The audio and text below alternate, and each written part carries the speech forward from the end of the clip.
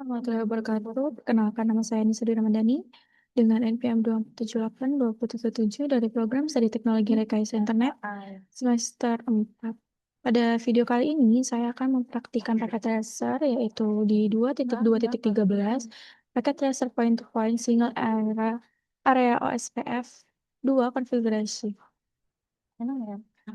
Jadi di sini dia itu tujuannya itu yang bagian satu dia akan mengkonfigurasi ID router. Kemudian di bagian 2 atau di part 2 dia akan mengkonfigurasi jaringan untuk router OSPF-nya. Nah, di part 3 dia akan mengkonfigurasi antarmuka atau interface pasifnya. Kemudian di part 4 dia akan memverifikasi konfigurasi di OSPF-nya. Nah, di latar belakangnya sendiri itu aktivitas ini kita akan mengaktifkan router OSPF menggunakan pernyataan jaringan dan Muscovy card mengkonfigurasi router OSPF pada interface dan dengan menggunakan pernyataan jaringan Quad Zero Max. Nah, selain itu kita akan mengkonfigurasi ID router explicit dan interface pasifnya. Nah, di sini dia ada petunjuk dari part 1, 2, 3, dan terakhir itu ada di 4. Nah, di part 1 itu kita akan memulai proses peruturan OSPF di ketiga router dengan menggunakan ID 10 ya. Jadi kita yang pertama buka router 1.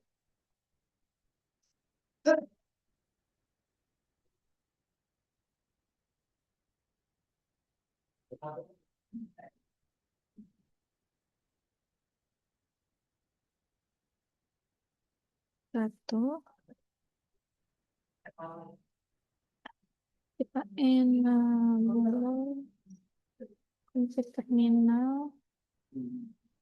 Kalau sudah, kita akan router OSPF.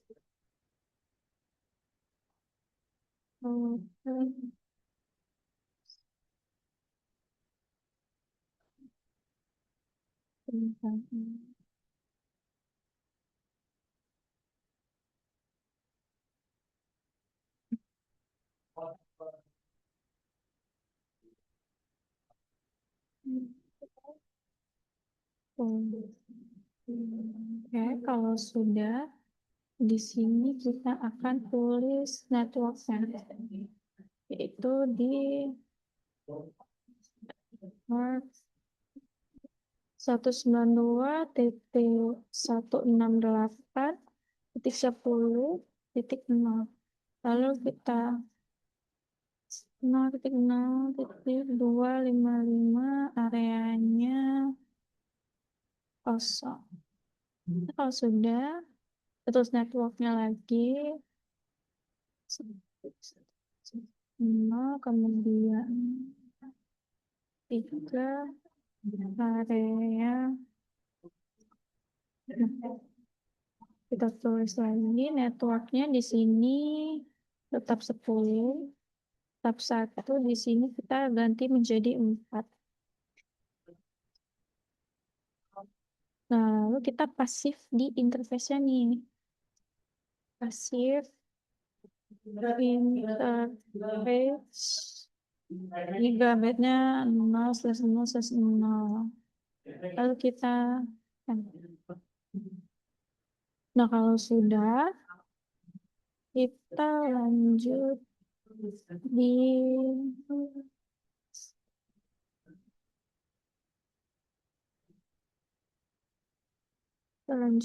router 2.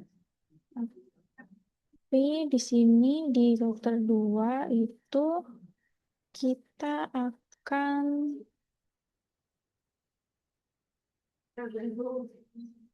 mengkonfigur jaringan untuk router OSPF menggunakan perintah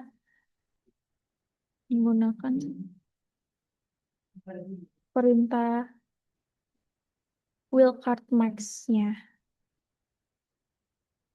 Nah, di sini tuh ada beberapa banyak pertanyaan ya yang perlu kita jawab untuk mengkonfigurasi OSPF di semua jaringan yang terpasang di router satunya. Nah, di sini dia ada the LAN access to router R1 has slash 24 max. What is the quell file of this max in the decimal succession?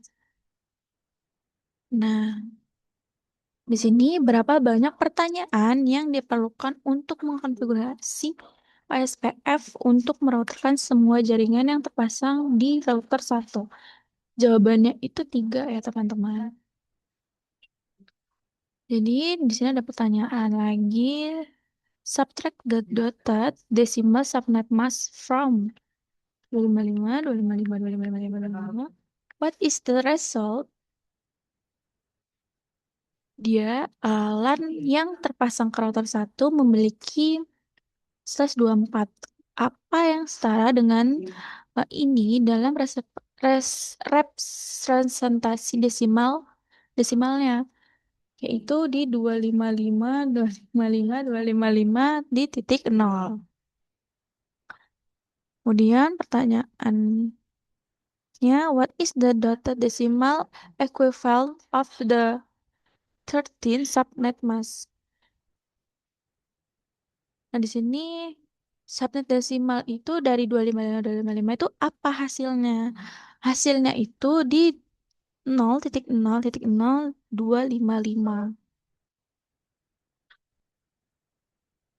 Kemudian subtract the dotted decimal representation of the 20 max from 255, 255, 255.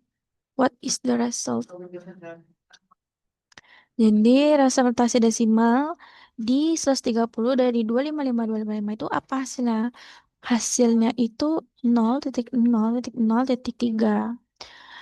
Nah, kalau sudah kita menjawab pertanyaannya, kita lanjut di configure the routing process on R1 with the network statements and wildcard marks that are quick to active SPF routing for all the attacks networks.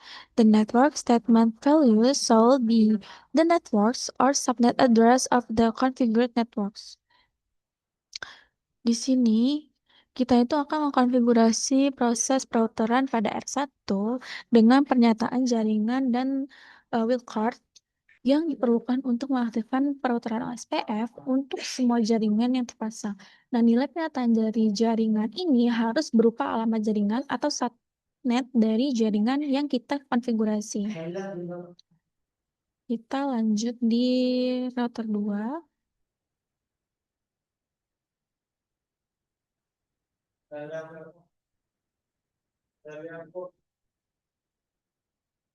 Um,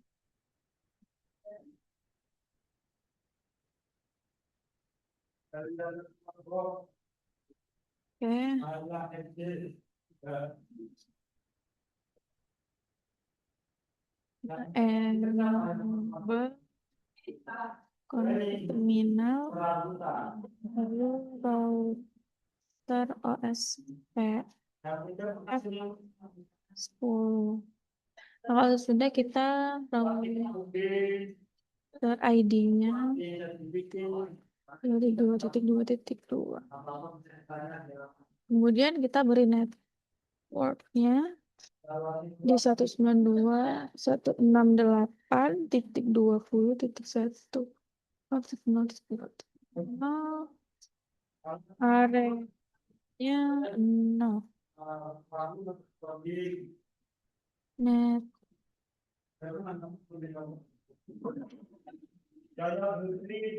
Kemudian di sini kita ganti menjadi 10. 168-nya kita ganti jadi 1. Di sini juga 1. Di sini kita ganti menjadi 2. Areanya 1 kenal.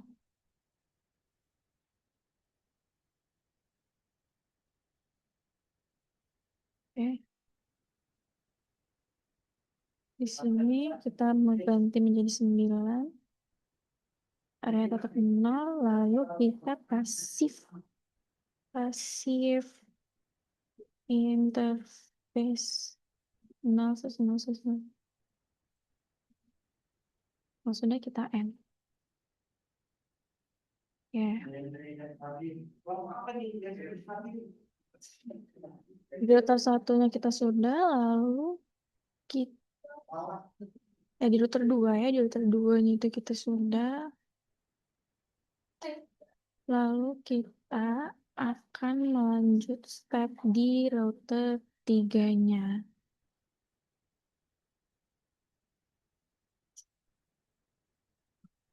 Nah, di router 3 ini kita akan mengirimkan si OSPF ini akan mengirimkan lalu lintas keluar dari semua interface yang berpartisipasi dalam proses OSPF-nya. Nah, pada tautan yang tidak dikonfigurasi ke jaringan lain seperti LAN, lalu lintas yang tidak perlu, ini tuh menghabiskan sumber dayanya. Nah, perintah interface pasif ini akan mencegah proses OSPF mengirim lalu lintas protokol per router yang tidak perlu keluar dari interface LAN. Nah, di sini juga kan ada beberapa pertanyaan. Yang pertama, switch interface on R1, R2, and R3 area LAN interface antarmuka pada R1, R2, dan R3 yang merupakan antarmuka LAN itu yang mana? Yang tadi kan kita sudah mengkonfigurasi ya di di gigabyte di 0/0/0 pada router ketiga. Nanti kita akan konfigurasi di router ketiga. Kemudian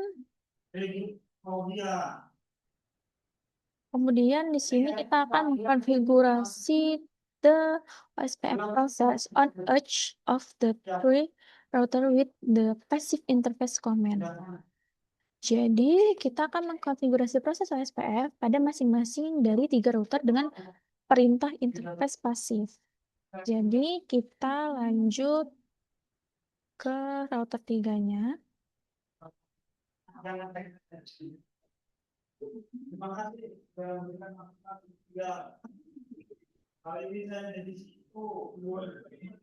Jadi kita lanjut di step 3-nya, yaitu kita enable dulu seperti biasa. Enable, kemudian config terminal, router OSPF 10, lalu router ID 3.3. Kemudian kita tulis interface gigabitnya.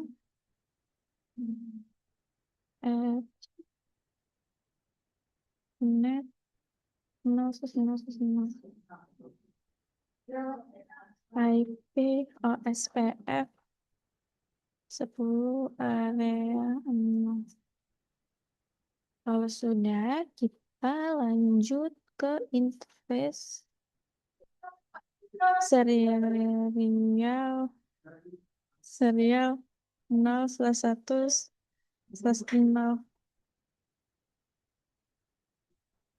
Ya.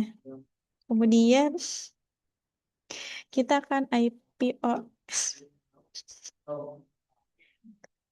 OSPF 10 area 0. Interface serial 0/1/1 dan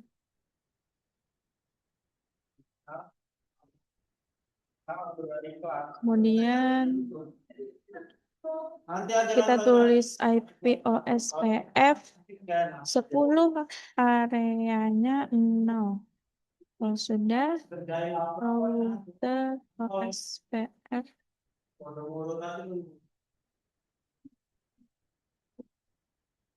OSPF 10. Kalau sudah, kita langsung pasif